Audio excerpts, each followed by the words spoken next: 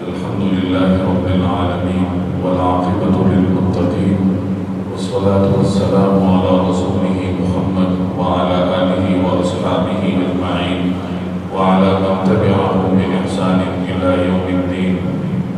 أما بعد فأعوذ بالله من الشيطان الرجيم. بسم الله الرحمن الرحيم. وأذن في الناس بالحج يأتوك رجالا وعلى كل ضامر يأتين من كل فج عميق. صدق اللہ العظیم. بزرگان محترم اور میرے عزیز دوستوں اور بھائیوں، انسان اپنے خالق کو راضی کرنے کے لیے جتنی عبادات سر انجام دیتا ہے، ہر عبادت کی اپنی ایک شان ہے، اپنی ایک خاصیت ہے. نماز میں جب انسان ہاتھ باندھ کر اپنے مالک کے سامنے کھڑا ہوتا ہے تو یہ ایسا لگتا ہے جیسے کہ ایک غلام اپنے آقا کے سامنے، اپنے مالک کے سامنے عجز و انکساری کا پیکر بن کر کھڑا ہو. چنانچہ نماز کے ہر رکن میں آپ کو عجز اور انکساری نظر آئے گی کہ پہلے انسان ہاتھ باندھ کر کھڑا ہوتا ہے، پھر عجز و انکساری میں اضافہ کرتے ہوئے رکوع میں چلا جاتا ہے، مزید اضافہ کرتے ہوئے سجدے میں جاتا ہے، ماتھا ٹیک دیتا ہے. نماز کے بعد مسلمان دعا کرتا ہے، ہاتھ اٹھا کے اپنے رب کے آگے عجز و انکساری کے تمام مراحل طے کر لیتا ہے. اسی طریقے سے روزے کی اپنی خاصیت ہے، زکوٰۃ کی اپنی شان ہے کہ انسان اپنا مال خود کما کر اللہ تبارک و تعالیٰ کے حکم پر اس کے راستے میں قربان کرتا ہے. روزے کی حالت میں انسان حلال چیزوں سے بھی بچتا ہے اپنے مالک کے حکم پر. اسی طریقے سے حج کی بھی اپنی ایک شان ہے کہ جب انسان کثیر رقم خرچ کر کے، مال خرچ کر کے، وقت نکال کر اللہ جل جلالہ کے گھر میں حاضری دیتا ہے، اس کے گھر کے گرد چکر لگاتا ہے اور اس کے حکم پر عمل کرتے ہوئے مختلف میدانوں کی خاک چھانتا ہے، تو یہ ایک عشقیہ مظہر بن کر سامنے آتا ہے.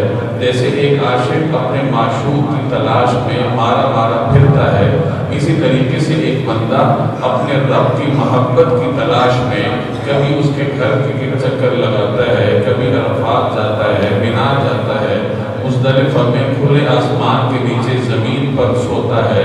یہ تمام مظاہر ہیں اللہ تبارک و تعالیٰ کے عشق اور محبت کو حاصل کرنے کی نشانیوں کے طور پر. تو ہر عبادت کی اپنی خصوصیات ہیں. اب یہ حج کا موقع ہے.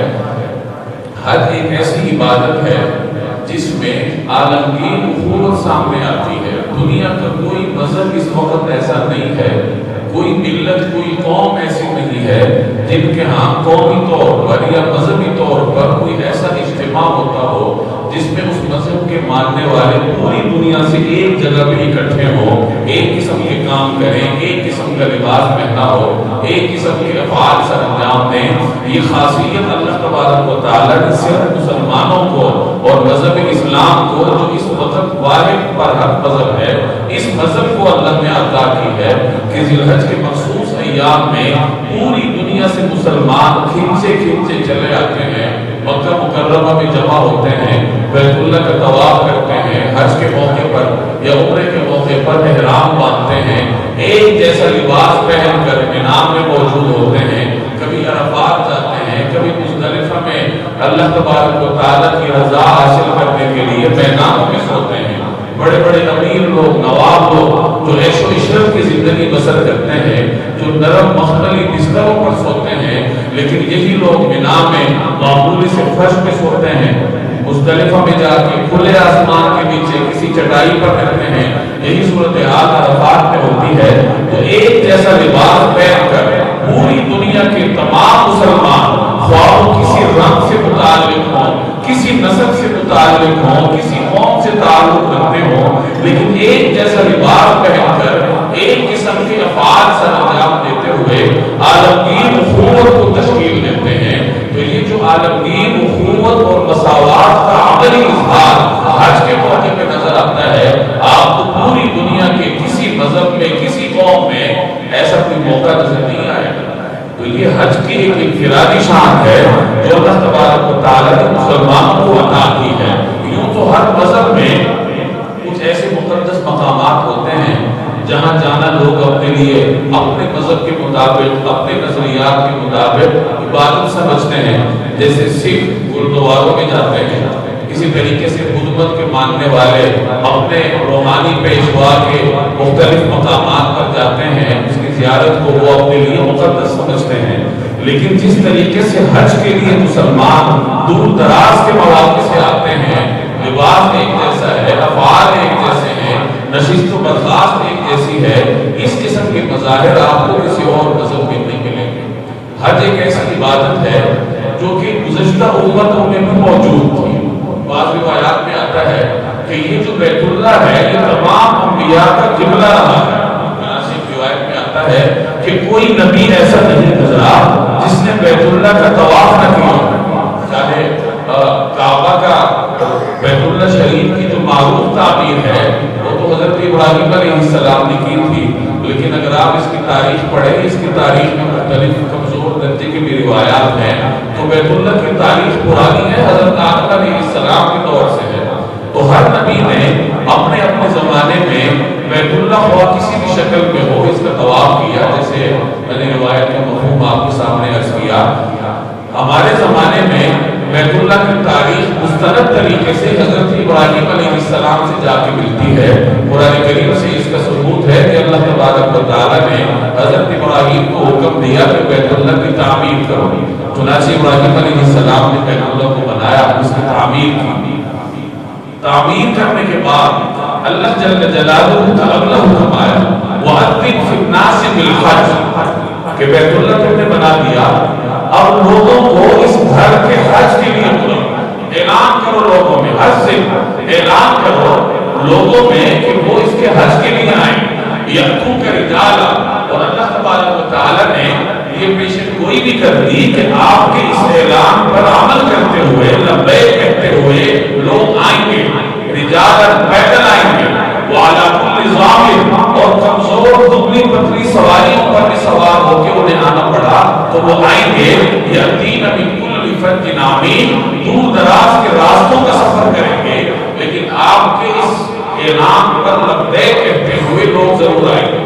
تو جب حکم ہوا کہ اعلان کرو، چنانچہ تفسیر قرطبی میں لکھا ہے کہ حضرت ابراہیم علیہ السلام نے عرض کیا کہ اے باری تعالیٰ میری آواز کون سنے گا؟ زمانے میں چٹیل میدان کے پہاڑ تھے، تو ابراہیم علیہ السلام عرض کرتے ہیں کہ میری آواز کہاں تک جائے گی، کون سنے گا؟ تو اللہ تبارک و تعالیٰ نے فرمایا کہ اعلان کرو، آواز پہنچانا ہمارا کام ہے۔ تو حضرت ابراہیم علیہ السلام جبل ابو قبیس پر چڑھے۔ بیت اللہ کے اوپر میں یہ بڑا مبارک اور بہت بڑا پہاڑ ہے، آج کل تو اس کا حلیہ بگاڑ دیا، اس کے اوپر شاہی محلات ہیں، لیکن یہ بہت عظیم اور تاریخی پہاڑ ہے۔ تو ابراہیم علیہ السلام اس پہاڑ پر چڑھے اور انہوں نے اعلان کیا یا ایھا الناس، پوری دنیا کے لوگوں کو مخاطب کیا کہ اے لوگوں، اللہ تبارک و تعالیٰ تمہیں حکم دیتا ہے کہ اس گھر کا حج کرو، اور اس کے بدلے میں تمہیں جنت ملے گی، عذاب سے نجات ملے گی، فحجوا، لہذا حج کرو۔ مفسرین فرماتے ہیں کہ اللہ تبارک و تعالیٰ نے حضرت ابراہیم علیہ السلام کی یہ صدا چاروں طرف پہنچائی، یہاں تک کہ ماں کے پیٹ میں جو ان کے رحم میں جو نطفے کی شکل میں مستقبل میں آنے والی اولاد موجود تھی، آباء و اجداد کی سربوں میں موجود تھی، اللہ تبارک و تعالیٰ نے آنے والے دور کے تمام انسانوں کو وہ آواز اپنی قدرت کے ذریعے پہنچائی، اور لوگوں نے اس کا جواب بھی دیا، چنانچہ لبیک کہہ کر لوگ جواب دیتے ہیں اس کا۔ اور مفسرین فرماتے ہیں کہ جس شخص نے اس وقت ابراہیم علیہ السلام کے حکم پر ایک مرتبہ لبیک کہا ہو تو اللہ تبارک و تعالیٰ اسے ایک مرتبہ حج کی توفیق دیں گے، جس نے 2 مرتبہ کہا ہو اسے 2 مرتبہ کی توفیق دیں گے۔ تو یہ اللہ جل جلالہ کی مشیت ہے کہ وہ اس طریقے سے حضرت ابراہیم علیہ السلام کے اس اعلان پر عمل درآمد کرواتا رہا ہے، اس دور سے لے کر آج تک کہ لوگ لبیک کی صدائیں کہتے ہوئے حج کے موسم میں کثیر مال خرچ کرتے ہوئے بھائی بھائی جوڑ کر اپنا سب کچھ اس راستے پہ لٹا کر، چاہے انہیں اگر ہر چیز لٹا کر جانا پڑے وہ بھی ان کو منظور ہوتا ہے، لیکن اللہ تبارک و تعالیٰ کے گھر میں حاضری دیتے ہیں لبیک کی صدائیں کہتے ہوئے۔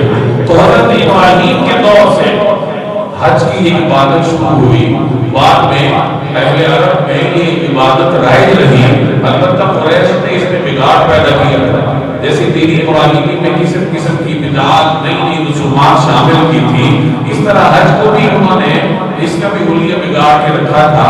قریش نے اپنے لیے یہ طے کیا تھا کہ ہم عرفات نہیں جائیں گے، ہم حرم کے رہنے والے لوگ ہیں، بیت اللہ کے مجاور ہیں، تو ہم مناسک حج کی ادائیگی میں حرم کی حدود سے باہر نہیں جائیں گے۔ چنانچہ دیگر لوگ عرفات جاتے تھے، قریش والے نہیں جاتے تھے۔ اسی طریقے سے باہر سے آنے والوں پر پابندی تھی کہ وہ اپنے لباس میں طواف نہیں کر سکتے، بنیادوں میں طواف کرنا پڑے گا، یا قریش جو یہاں کے مجاور ہیں ان میں سے کسی کا لباس لے کر طواف کرنا پڑے گا۔ تو یہ مختلف قسم کی انہوں نے رسوم شامل کی تھی۔ ایک رسم یہ تھی کہ حج کے ساتھ عمرہ نہیں ملایا جا سکتا، جو آدمی حج کرے گا تو صرف حج کرے گا، عمرہ نہیں ملائے گا۔ ذیقعدہ کے مہینے میں عمرہ کرنے کو وہ درست نہیں سمجھتے تھے، تو یہ مختلف غلط رسومات انہوں نے اس حج میں جو عبادت ابراہیمی تھی اس میں شامل کی۔ نبی کریم صلی اللہ علیہ وسلم کے ہاتھوں اللہ تبارک و تعالی نے حج کو واپس طریقے ابراہیمی پر مقرر فرمایا، اس کا احیاء کیا، اور جو غلط رسومات تھی ان کا خاتمہ فرمایا۔ نبی کریم صلی اللہ علیہ وسلم کے بارے میں آتا ہے کہ آپ صلی اللہ علیہ وسلم نے حج کی فرضیت کے بعد ایک حج کیا، ہجرت کے بعد آپ نے ایک حج کیا تھا۔ آپ نے مجموعی طور پر کتنے حج کیے؟ تو ایک روایت میں آتا ہے کہ رسول اللہ صلی اللہ علیہ وسلم نے مجموعی طور پر 3 حج کیے تھے۔ 2 حج آپ نے ہجرت سے پہلے کیے تھے، اور ایک حج جو سب کے ہاں مسلمہ ہے، جو آپ صلی اللہ علیہ وسلم نے 10 ہجری کو حج کی فرضیت کے بعد سر انجام دیا۔ حج 9 ہجری کے اواخر میں فرض ہوا، اور اس کی فرضیت کے بعد رسول اللہ صلی اللہ علیہ وسلم نے ایک ہی حج کیا، جسے حجۃ الوداع کے نام سے یاد کیا جاتا ہے۔ البتہ عمرے آپ صلی اللہ علیہ وسلم نے اپنی حیات طیبہ میں 4 کیے تھے۔ حضرت عائشہ کی روایت ہے کہ نبی کریم صلی اللہ علیہ وسلم نے ہجرت کے بعد 4 عمرے کیے تھے۔ ایک عمرہ تو وہ تھا جو صلح حدیبیہ کے موقع پر نبی کریم صلی اللہ علیہ وسلم 6 ہجری کو عمرے کی نیت سے احرام باندھ کے آئے تھے۔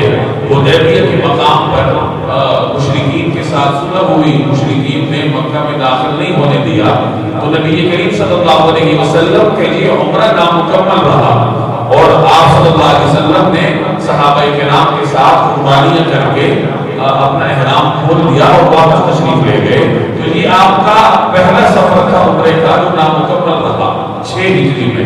اگلے سال 7 ہجری کو رسول اللہ صلی اللہ علیہ وسلم پھر عمرے کے لیے تشریف لائے، کیونکہ معاہدے میں یہ طے پایا تھا کہ 6 ہجری کو مسلمان عمرہ نہیں کریں گے، البتہ اگلے سال کو آ کے عمرہ کریں گے۔ اگلے سال 7 ہجری کو نبی کریم صلی اللہ علیہ وسلم صحابہ کے ساتھ تشریف لے گئے، اور آپ نے عمرہ کیا، تمام افعال سر انجام دیے۔ چند دن مکہ مکرمہ میں رہنے کے بعد واپس تشریف لے گئے۔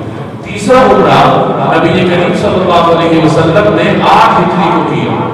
فتح مکہ کے بعد جب آپ صلی اللہ علیہ وسلم حنین کی مہم پر تشریف لے گئے، اور کامیابی کے بعد جب آپ واپس آ رہے تھے تو مکہ میں آپ داخل ہوئے، اور جیرانہ کے مقام سے نبی کریم صلی اللہ علیہ وسلم نے عمرے کا احرام باندھا، وہاں آج مسجد میں موجود ہے، اور وہیں سے احرام باندھ کر نبی کریم صلی اللہ علیہ وسلم نے عمرہ کیا تھا۔ تو یہ آپ کا تیسرا عمرہ تھا۔ اور چوتھا عمرہ آپ صلی اللہ علیہ وسلم نے حجۃ الوداع کے موقع پر حج کے ساتھ کیا تھا۔ ان میں سے پہلے 3 عمرے ذیقعدہ کے مہینے میں ہوئے تھے، اور گویا کہ رسول اللہ صلی اللہ علیہ وسلم نے عملی طور پر قریش کی اس غلط رسم کو ختم کیا کہ وہ ذیقعدہ کے مہینے میں عمرے کو درست نہیں سمجھتے تھے۔ عملی طور پر اس مہینے میں 3 عمرے کر کے رسول اللہ صلی اللہ علیہ وسلم نے اس رسم بد کا خاتمہ فرمایا۔ چوتھا ہی عمرہ آپ نے حج کے ساتھ کیا، اور جیسے میں نے شروع میں عرض کیا کہ قریش کے ہاں حج کے ساتھ عمرہ کرنے کو درست نہیں سمجھا جاتا تھا، تو یہ عمرہ کر کے آپ صلی اللہ علیہ وسلم نے اس رسم بد کا عملی طور پر خاتمہ فرمایا۔ تو یہ جناب رسول اللہ صلی اللہ علیہ وسلم کی عمروں کی تفصیلات ہیں۔ یہاں میں ایک بات عرض کر دوں، ہمارے مسلمان حج کے لیے جاتے ہیں 40 دن 35 دن کچھ دن رہنا ہوتا ہے۔ اب ایک عمرہ کی وہ جاتے ہوئے کرتے ہیں، اور پھر وہاں قیام کے دوران ہر مسلمان کی یہ کوشش ہوتی ہے کہ زیادہ سے زیادہ عمرے کر لوں، کیونکہ پتہ نہیں بعد میں آنے کا موقع ملتا ہے یا نہیں ملتا۔ تو حدود حرم میں رہتے ہوئے وہ باہر جا کر حرم کی حدود سے باہر جا کے احرام باندھ کے آتے ہیں اور مکہ میں قیام کے دوران اتار کر عمرے کرتے ہیں۔ بعض عرب علماء اس کو منع کرتے ہیں۔ اصل میں امام ابن تیمیہ رحمہ اللہ کا یہ نقطہ نظر تھا کہ عمرہ وہی ہے جو آپ گھر سے سفر کرنے جائیں اور عمرہ کریں۔ مکہ میں رہنے کے دوران بار بار باہر جا کر عمرے کے لیے آنے کو امام ابن تیمیہ ناپسندیدہ سمجھتے تھے۔ رسول اللہ صلی اللہ علیہ وسلم کا اسوہ اور آپ علیہ السلام کی سیرت سے وہ استدلال کرتے ہیں کہ ایسا کبھی نہیں ہوا کہ نبی کریم صلی اللہ علیہ وسلم نے مکہ میں قیام کے دوران باہر گئے ہوں احرام کے لیے اور آگے آپ نے عمرہ کیا۔ حجۃ الوداع کے موقع پہ 10 دن آپ صلی اللہ علیہ وسلم مکہ میں تشریف فرما رہے، حج کے 5 دن نکال لیں، پیچھے 5 دن بچتے ہیں، لیکن ان 5 دنوں میں ایک مرتبہ بھی ایسا نہیں ہوا کہ آپ باہر تشریف لے گئے ہوں اور احرام باندھ کے آ کے عمرہ کیا ہو، بلکہ وہی ایک عمرہ تھا جو آپ مدینہ سے سفر کر کے آئے تھے اور آپ نے عمرہ کیا تھا۔ تو آپ علیہ السلام کی جتنے بھی عمرے تھے نبی کریم صلی اللہ علیہ وسلم نے مدینہ منورہ سے سفر کر کے وہ عمرے کیے تھے۔ تو اس کو دلیل بنا کر ہم لوگوں کو منع کرتے ہیں۔ آج بھی عرب علماء اس میں بڑی شدت کرتے ہیں کہ لوگوں کو باہر جا کے احرام باندھ کر عمرے کے لیے آنے سے منع کرتے ہیں۔ اس میں ہمارے لوگوں نے بھی افراط تفریط بنائی ہوتی ہے۔ ہمارے خاص کر پاکستانی مسلمان وہاں جا کے مقابلے کرتے ہیں اور سکور کرتے ہیں، جس طرح کرکٹ کے میدان میں میچ ہوتا ہے نا کہ زیادہ سکور کون کرتا ہے، تو اسی طریقے سے ہمارے ہاں عمرے اور طواف کی تعداد میں سکورنگ ہوتی ہے کہ میں نے آج 10 طواف کر لیے، 5 کر لیے اور میں نے 10 دنوں میں 10 عمرے کر لیے۔ تو اس کو سمجھ لیجئے کہ اگرچہ عرب علماء کا یہ نقطہ نظر ہے کہ عمرے کے لیے سفر کر کے آنا چاہیے، لیکن دیگر حضرات اس نقطہ نظر کو درست نہیں سمجھتے، کیونکہ اللہ تبارک و تعالیٰ نے عمرے کا کوئی وقت نہیں مقرر کیا۔ نبی کریم صلی اللہ علیہ وسلم نے تحدید نہیں کی، تعین نہیں کی کہ عمرہ اس وقت کرنا ہے یا اس طریقے سے سفر کر کے آنا ہے، بلکہ اس کو مطلق چھوڑا گیا۔ لہٰذا اگر کوئی مسلمان حرم کی حدود میں رہتے ہوئے زیادہ عمرے کرتا ہے تو وہ اس کی خوش بختی ہے، وہ زیادہ سے زیادہ ثواب حاصل کرنے کی کوشش کرتا ہے تو اسے کر لینا چاہیے، لیکن ہر عمرے اور ہر طواف کو بھرپور وقار کے ساتھ ادا کریں۔ عموماً حج کے موقع پہ وہاں مناظر لوگوں کو دکھائی دیتے ہیں کہ طواف میں لوگ اس طریقے سے طواف کرتے ہیں تیزی کے ساتھ، کیونکہ سکور بنانے وقت کم ہے، رش زیادہ ہے، تو وہ ایسے طواف کرتے ہیں جیسے رش میں ہمارے نوجوان موٹر سائیکل چلاتے ہیں کہ جہاں انہیں موقع ملتا ہے وہ دھکا مار کے کٹ مار کے کسی نہ کسی طریقے سے چکر پورا کرتے ہیں۔ اس دوران موبائل کا بھی استعمال ہوتا ہے، گپ شپ ہوتی ہے، تو اگر اس طریقے سے زیادہ طواف کریں تو اس سے بہتر ہے کہ ایک آدھا ہی طواف وقار کے ساتھ کر لیا جائے۔ تو طواف کی کثرت یا عمروں کی کثرت میں کوئی ممانعت نہیں ہے۔ ایک مسلمان جاتا ہے، لاکھوں روپے خرچ کرتا ہے، اب اسے یہ خوف ہے کہ پتہ نہیں واپس آنے کا موقع ملے گا یا نہیں، اور طواف اور عمرہ ایک ایسی عبادت ہے جو وہی ہو سکتا ہے، نوافل تلاوت ذکر اذکار کو گھر میں بھی کر لے گا۔ تو اس چیز کو مد نظر رکھتے ہوئے اگر وہ طواف زیادہ کرتا ہے، عمرے زیادہ کرتا ہے، کر سکتا ہے، اچھی بات ہے، لیکن وقار کو مد نظر رکھے، زیادتی کی یا تعداد پر نظر رکھتے ہوئے عمرے اور طواف کے روح نہ بگاڑے۔ تو خیر آپ صلی اللہ علیہ وسلم نے اس طریقے سے ہجرت کے بعد 4 عمرے کیے تھے، حج آپ نے ایک کیا تھا۔ 10 ہجری کو نبی کریم صلی اللہ علیہ وسلم نے حج کا ارادہ کیا اور لوگوں میں اعلان ہوا کہ اس سال جناب رسول اللہ صلی اللہ علیہ وسلم بذات خود حج کے لیے تشریف لے جا رہے ہیں۔ اسلام پھیل چکا تھا، والے بہت سارے قبائل مسلمان تھے۔ اب جس نے بھی یہ اعلان سنا کہ نبی کریم صلی اللہ علیہ وسلم خود تشریف لے جا رہے ہیں حج کے لیے، تو ہر مسلمان کی یہ کوشش تھی کہ میں نبی کریم صلی اللہ علیہ وسلم کے ساتھ حج کے سفر میں ہم رکابی اختیار کروں اور یہ سعادت حاصل کروں۔ چنانچہ آپ صلی اللہ علیہ وسلم ذیقعد کے آخری دنوں میں روانہ ہوئے۔ ایک روایت میں آتا ہے کہ ابھی ذیقعد کے 5 دن باقی تھے، یعنی 25 ذیقعد تھے، اور ایک روایت میں آتا ہے کہ 6 دن باقی تھے، یعنی 24 ذیقعد تھے۔ تو بہرحال ان آخری دنوں میں سے کسی دن نبی کریم صلی اللہ علیہ وسلم روانہ ہوئے ظہر کے بعد۔ آپ نے ظہر کی نماز پڑھائی صحابہ کو، اور اس اس کے بعد احرام وغیرہ کے مسائل لوگوں کے سامنے بیان فرمائے، اور پھر نبی کریم صلی اللہ علیہ وسلم صحابہ کرام کے مجمع کے ساتھ حج کے لیے تشریف لے گئے۔ جب ذوالحلیفہ کے مقام پر پہنچے تو یہ اہل مدینہ کے لیے میقات ہے، یہاں احرام باندھنا تھا، رات ہو چکی تھی، تو آپ صلی اللہ علیہ وسلم نے وادی عقیق میں رات گزاری، اور اگلے دن ذوالحلیفہ میں میقات میں تشریف لا کے نبی کریم صلی اللہ علیہ وسلم نے احرام باندھا۔ احرام سے پہلے حضرت عائشہ رضی اللہ تعالی عنہا نے آپ کو خوشبو لگائی۔ یہ تو آپ کو معلوم ہے احرام کے دوران خوشبو نہیں لگائی جا سکتی، لیکن احرام سے پہلے اگر کوئی لگانا چاہے تو وہ لگا سکتا ہے۔ تو حضرت عائشہ رضی اللہ تعالی عنہا نے آپ کو خوشبو لگائی۔ نبی کریم صلی اللہ علیہ وسلم نے احرام باندھا، نیت فرمائی، تلبیہ پڑھا، صحابہ نے بھی آپ کے ساتھ تلبیہ پڑھا، اور احرام کے بعد آپ صلی اللہ علیہ وسلم نے اپنے بالوں پر ایک محلول لگایا جسے تلبیب کا عمل کہتے تھے۔ مون نما کوئی محلول ہوتا تھا اس زمانے میں، جو کہ آپ علیہ السلام کی زلفیں تھی، تو جس کے بال ذرا لمبے ہوتے تو وہ یہ مادہ یا محلول اپنے سر پہ لگا دیتا تاکہ بال چپکے رہیں۔ اور احرام کے دوران چونکہ بالوں میں کنگھی وغیرہ کرنا یہ نامناسب ہے کہ بال ٹوٹ جائیں گے، تو اس کا مقصد یہ ہوتا تھا کہ بال چپکے رہیں، ہوا میں اڑے نہ، اور بال زیادہ خراب نہ ہو۔ تو اس طریقے سے تلبیب کا عمل آپ صلی اللہ علیہ وسلم نے فرمایا، اور اس کے بعد ایک بڑے مجمع کے ساتھ آپ روانہ ہوئے۔ سیرت نگار لکھتے ہیں کہ نبی کریم صلی اللہ علیہ وسلم کے دائیں بائیں آگے اور پیچھے کثیر تعداد کے صحابہ کرام تھے جن کی تحدید کرنا مشکل ہے۔ تو اتنے بڑے مجمع کے ساتھ آپ صلی اللہ علیہ وسلم روانہ ہوتے ہیں حج کے اس مبارک سفر پر، اونچی آواز سے تلبیہ پڑھتے ہوئے۔ جب مکہ مکرمہ آپ پہنچے تو مکہ کی بالائی جانب سے آپ داخل ہوئے۔ مکہ کے ایک بالائی جانب ہے اور ایک زیریں جانب ہے جسے عالیہ اور سافلہ کے محلے آج کل بھی کہتے ہیں۔ تو رسول اللہ صلی اللہ علیہ وسلم حجۃ الوداع کے موقع پہ بالائی جانب سے داخل ہوئے تھے، اور حج کے بعد جب آپ نے نکلنا تھا تو زیریں جانب سے نکل کر مدینہ منورہ تشریف لے گئے۔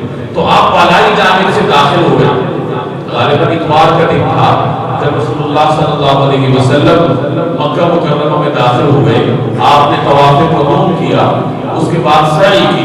نبی کریم صلی اللہ علیہ وسلم نے حج اور عمرے کا مشترکہ احرام باندھا۔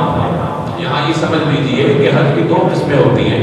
حج کی ایک قسم کو حج افراد کہتے ہیں، جس میں انسان صرف حج کا احرام باندھتا ہے، حج کے موسم میں حج کا احرام باندھنا اور جا کے حج کرنا۔ عام طور پر جو حدود حرم میں رہنے والے لوگ ہیں وہ یہ حج افراد کرتے ہیں۔ اور دوسری قسم یہ ہے کہ انسان ایسا احرام باندھے جس میں حج اور عمرہ دونوں شامل ہوں، ایک سفر میں حج بھی کر لے اور عمرہ بھی کرے، پہلے عمرہ کرے بعد میں حج۔ اب اس کی آگے پھر دو صورتیں ہوتی ہیں، عمرہ اور حج کو ملانے کی ایک سفر میں دو صورتیں ہیں۔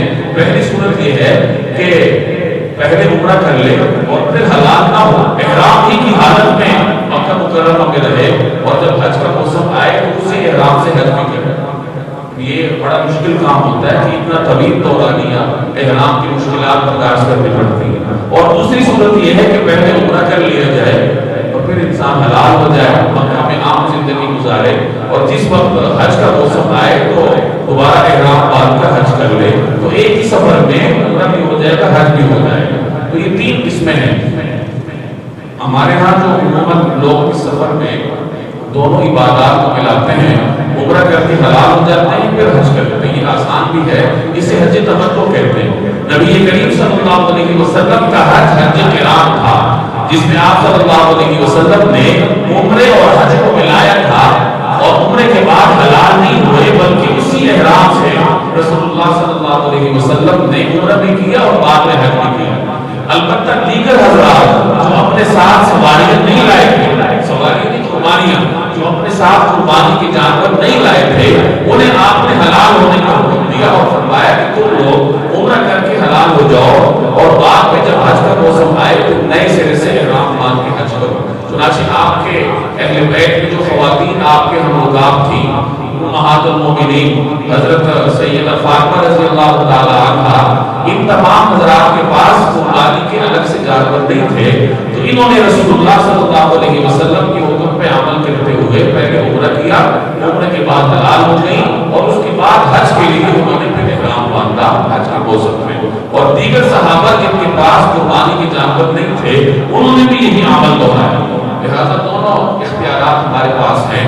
اگر کوئی اعلان کرنا چاہتا ہے بہت مشکل کام ہے وہ کر لے، نہیں کر سکتا تو جو عام طور پر لوگ تمنا کرتے ہیں کہ عمرے کے بعد احرام کھول دیتے ہیں، حلال ہوتے ہیں، پھر حج کرتے ہیں، تو یہ بھی صحابہ اور امہات المومنین کی سنت سے ثابت ہے۔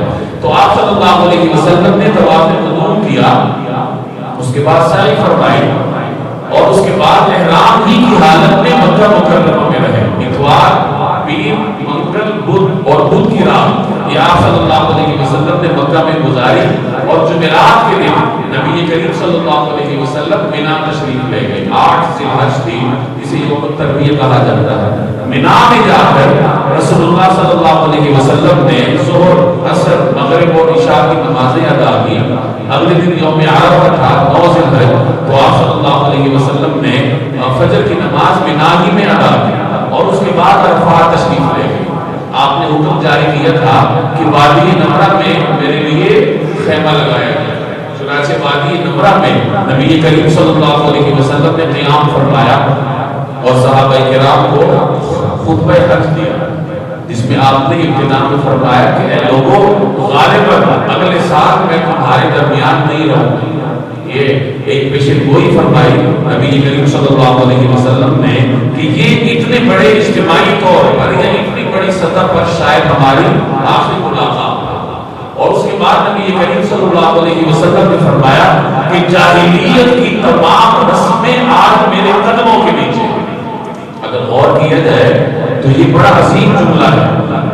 اس جملے کے ارشاد فرمانے سے 23 سال اگر پیچھے آپ جائیں تو جب نبی کریم صلی اللہ علیہ وسلم نے صفا پہاڑ پر چڑھ کر لوگوں کو پہلی مرتبہ اعلانیہ تبلیغ فرمائی تو اس وقت بڑا حوصلہ شکن ماحول آپ کے سامنے آیا۔ قریش نے بڑا سخت رد عمل دیا۔ ابو لہب جو آپ کا سگا چچا ہے وہ کھڑا ہو کر کہتا ہے تبا لک یا محمد لہذا جماعتنا، کھلی گستاخی کرتا ہے کہ محمد صلی اللہ علیہ وسلم تمہارے ہاتھ ٹوٹ جائیں معاذ اللہ، کیا تم نے ہمیں اس لیے جمع کیا؟ سگے چچا کے منہ سے یہ جملہ آپ کو سننا پڑا، اور قریش کا عام رد عمل بھی بڑا سخت تھا۔ اب اس واقعے کے بعد نبی کریم صلی اللہ علیہ وسلم نے اپنا مشن جاری رکھا، اور محض 23 برس کے بعد اسی کو یہ صفا کے پڑوس میں عرفات کے میدان میں کھڑے ہو کر آپ مقامی طور یہ اعلان فرماتے ہیں کہ اے لوگوں، جاہلیت کی تمام رسموں کو اللہ تبارک و تعالیٰ نے میرے قدموں کے نیچے کر دیا، گویا کہ تمام رسمیں جاہلیت کی میں نے مٹا ڈالی۔ جاہلیت کی رسمیں کیا ہیں؟ یہ جو میرے اور آپ یہاں بے پردگی ہوتی ہے، بے حیائی ہوتی ہے، مغربی تہذیب کی جتنی علامات میرے اور آپ کے کلچر میں، عادات میں پائی جاتی ہیں، یہ تمام جاہلیت کی وہ رسمیں ہیں جن کے بارے میں آپ صلی اللہ علیہ وسلم نے عرفات میں کھڑے ہو کے اعلان فرمایا تھا کہ یہ تمام رسمیں آج میرے قدموں کے نیچے ہیں۔ تو جن رسموں کو نبی کریم صلی اللہ علیہ وسلم نے مٹایا تھا، آج ہمارا مسلمان مغرب کے پیچھے چلتے ہوئے ان رسموں کو سینے سے لگائے بیٹھا ہے۔ ہر گھر میں بے پردگی ہے، ہر گھر میں چاہے مذہبی گھرانہ ہی کیوں نہ ہو، پہلی صف میں کھڑے ہو کے نمازیں پڑھنے والے ہی کیوں نہ ہو، لیکن جب شادی بیاہ کا موقع آئے گا تو شریعت کے تمام احکامات کی خلاف ورزی ہوگی، پھر دکھلاوا ہوگا، پھر ناچ گانا ہوگا، پھر مخلوق محافل ہوگی، پھر بے پردگی ہوگی، اور یہ تمام چیزیں ان کو وہ غلط بھی سمجھتا ہے لیکن کرنے پر مجبور ہے۔ تو میرے بھائی، جاہلیت کی رسموں کو نبی کریم صلی اللہ علیہ وسلم، اور آج میں اور آپ اس کو اگر زندہ کرنے کے چکر میں ہیں تو اپنا انجام ہمیں خود سوچ لینا چاہیے۔ اس کے بعد آپ علیہ السلام نے کچھ واضح چیزیں ارشاد فرمائی۔ سود کے بارے میں آپ نے فرمایا کہ آج کے بعد سارا سود ختم، اور سب سے پہلے میں معاف کرتا ہوں عباس بن عبد المطلب کا سود، جو کہ بڑے تاجر تھے، تجارتی معاملات میں اس زمانے میں سودی معاملات بھی ہوتے تھے۔ تو جب حضور علیہ السلام نے پابندی لگائی اور پچھلا سارا سود معاف کیا تو آغاز اپنے گھرانے سے کیا۔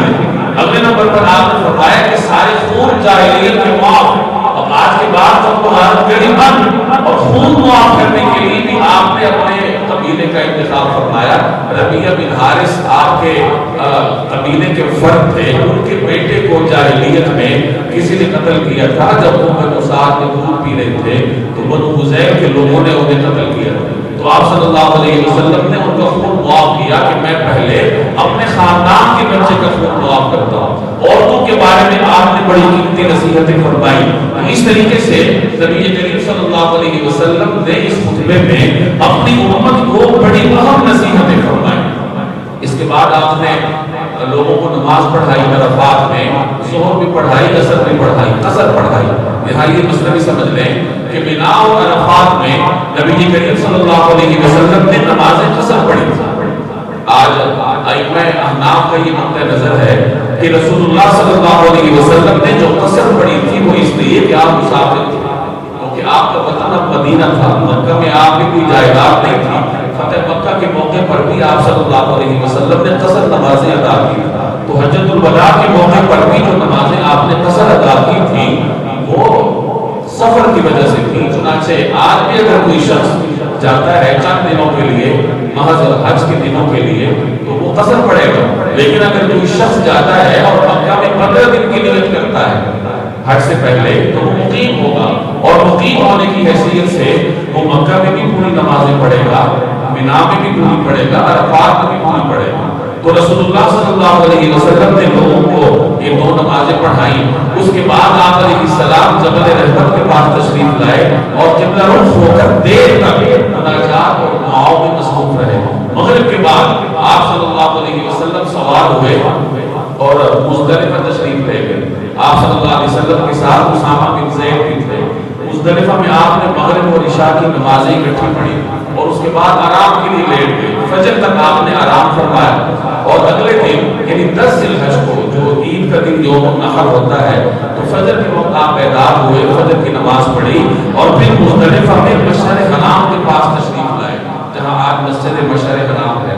وہاں قبلہ رخ ہو کر آپ کچھ دیر دعا میں مصروف رہے جسے وقوف مزدلفہ کہتے ہیں، اور یہیں پر لوگوں نے غالباً اسامہ بن زید نے آپ کے لیے کنکریاں بھی جمع کی جمرات کے لیے۔ تو آپ صلی اللہ علیہ وسلم جب تک صبح ذرا روشن نہیں ہوئی اس وقت تک دعاؤں میں مصروف رہے، اور جب کچھ روشنی ہو گئی تو آپ سوار ہو کر مینا تشریف لے گئے، اور اس مرتبہ فضل بن عباس رضی اللہ تعالی عنہ آپ کے ہمراہ سواری پر سوار تھے۔ دوبارہ مینا جا کر آپ نے جمرہ عقبہ کیا، اور جمرہ عقبہ کے بعد تلبیہ بند۔ جمرہ عقبہ سے پہلے وہ 4 تلبیہ کہتے ہیں، لیکن جیسے ہی جمرہ عقبہ پر پہنچتے ہیں تلبیہ بند ہو جاتا ہے۔ تو یہاں آپ نے رمی سے فارغ ہو کر آپ نے قربانی کی 100 اونٹ نبی کریم صلی اللہ علیہ وسلم نے قربان فرمائے تھے، 63 اپنے دست اقدس سے، اور باقیوں کے لیے حضرت علی سے ارشاد فرمایا کہ باقی تم قربان کرو۔ ازواج مطہرات کے لیے الگ سے آپ صلی اللہ علیہ وسلم نے گائے قربان فرمائی۔ قربانی کے بعد آپ نے حلق کیا، صحابہ کرام نے بھی حلق بھی کیا، صحابہ نے قصر کیا، بال کاٹا۔ تو آپ صلی اللہ علیہ وسلم نے محلقین حلق کرانے والوں کے لیے 3 مرتبہ دعائے مغفرت کی، اور قصر والوں کے لیے 1 مرتبہ دعائے مغفرت کی۔ گویا حلق کو آپ صلی اللہ علیہ وسلم نے افضل قرار دیا۔ اس کے بعد ظہر کے وقت آپ صلی اللہ علیہ وسلم طواف افاضہ جسے ہم طواف زیارت کہتے ہیں اس کے لیے تشریف لے گئے۔ طواف زیارت سے فارغ ہونے کے بعد آپ دوبارہ مینا تشریف لائے، اور یہ 10 ذی الحج، 11، 12 اور 13 ذی الحج یہ آپ نے مینا میں قیام فرمایا۔ اس میں مختلف مقامات پر آپ خطبے بھی ارشاد فرماتے رہے۔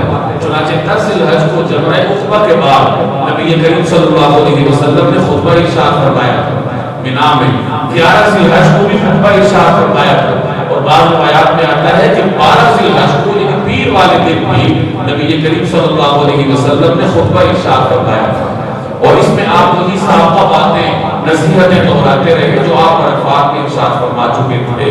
مکہ کی حرمت کے بارے میں بھی لوگوں کو تلقین فرماتے رہے۔ 13 ذی الحج کو نبی کریم صلی اللہ علیہ وسلم جب رمی سے فارغ ہوئے تو آپ سوار ہو کر وادی محصب تشریف لائے، یہاں آپ نے رات گزاری۔ یہی حضرت عائشہ رضی اللہ تعالی عنہا نے آپ صلی اللہ علیہ وسلم سے عمرے کی اجازت مانگی۔ میں نے شروع میں عرض کیا تھا کہ امہات المومنین نے حج سے پہلے عمرہ کیا تھا، عمرہ کر کے حلال ہو گئی۔ حضرت عائشہ اس وقت عمرہ نہیں کر سکی تھی، وہ خواتین کے مخصوص شرعی عذر کا شکار ہوئی تھی تو حرم میں جانا ان کے لیے ممکن نہیں تھا، تو آپ علیہ السلام نے انہیں حج کے ارکان جاری رکھنے کا حکم دیا، اور اب آ کے وادی محصب میں انہوں نے اجازت طلب کی کہ یا رسول اللہ اگر مجھے اجازت نہیں تو میں بھی عمرہ کر لوں۔ نبی کریم صلی اللہ علیہ وسلم نے ان کے بھائی عبد الرحمن بن ابی بکر کو حکم دیا کہ تم اماں جان کو جو آپ کی بہن بھی ہیں انہیں عمرہ کرواؤ۔ چنانچہ وہ حضرت عائشہ کو مقام تنعیم پر لائے جہاں آج مسجد عائشہ ہے، اور حضرت عائشہ نے یہاں احرام باندھا اور عمرہ کی۔ نبی کریم صلی اللہ علیہ وسلم نے وادی محصب میں رات گزاری، اور اگلے دن بدھ کا دن تھا، آپ صلی اللہ علیہ وسلم تشریف لائے۔ فجر سے پہلے آپ نے طواف وداع کیا، اور اس کے بعد آپ علیہ السلام مدینہ منورہ کی طرف اپنے قافلے کے ساتھ روانہ ہوئے۔ جب ذوالحلیفہ کے مقام پر پہنچے اور مدینہ منورہ کی آبادی سامنے تھی تو نبی کریم صلی اللہ علیہ وسلم نے یہ دعا پڑھی، لا الہ الا اللہ وحدہ لا شریک لہ لہ الملک وله الحمد وهو على كل شيء قدير آئبون تائبون عابدون سائحون ساجدون لربنا حامدون صدق اللہ وعدہ ونصر عبدہ وہزم الاحزاب وحدہ۔ اللہ کی حمد و ثنا کی اور اس کے بعد دعا کی آئبون کہ ہم واپس آ رہے ہیں، تائبون توبہ کرتے ہوئے، عابدون عبادت کرتے ہوئے، سائحون ساجدون روزہ رکھتے ہوئے، یعنی ہم روزہ بھی رکھتے ہیں اللہ کے لیے، سجدہ بھی کرتے ہیں اس کے لیے، لربنا حامدون اور اپنے رب کی حمد کرتے ہیں، اور صدق اللہ وعدہ اللہ نے اپنا وعدہ پورا کیا کہ نصر عبدہ کہ اس نے اپنے بندے کی مدد کی۔ اس جملے کے پیچھے آپ کی پوری تاریخ ہے، اوہد پڑا ہے، بدر ہے، حنین ہے، فتح مکہ ہے، کہ چند مسلمان غریب الدیار لوگ آپ بھی ایمان لائے، اور 23 سال کے عرصے میں اللہ تبارک و تعالی نے آپ کو ایسی نصرت عطا کی کہ ایک اسلامی ریاست کی داغ بیل پڑ چکی ہے جس نے مستقبل میں پوری دنیا پر حکومت کی۔ تو اس پوری تاریخ کو آپ نے اس جملے میں بیان فرمایا کہ نصر عبدہ کہ اللہ تعالیٰ نے اپنے بندے کی یعنی اپنے پیغمبر کی مدد کی اور اسے نصرت عطا فرمائی، وحزم الاحزاب وحدہ، اور اللہ تبارک و تعالیٰ نے بذات خود تنہا تمام طاقتوں کو، تمام دشمن طاقتوں کو ہزیمت سے دوچار کی۔ تو یہ مختصر تاریخ تھی جناب نبی کریم صلی اللہ علیہ وسلم کے حج کی۔ اللہ تبارک و تعالیٰ مجھے اور آپ کو سیرت پڑھنے کی توفیق عطا فرمائے۔ وما علینا الا البلاغ۔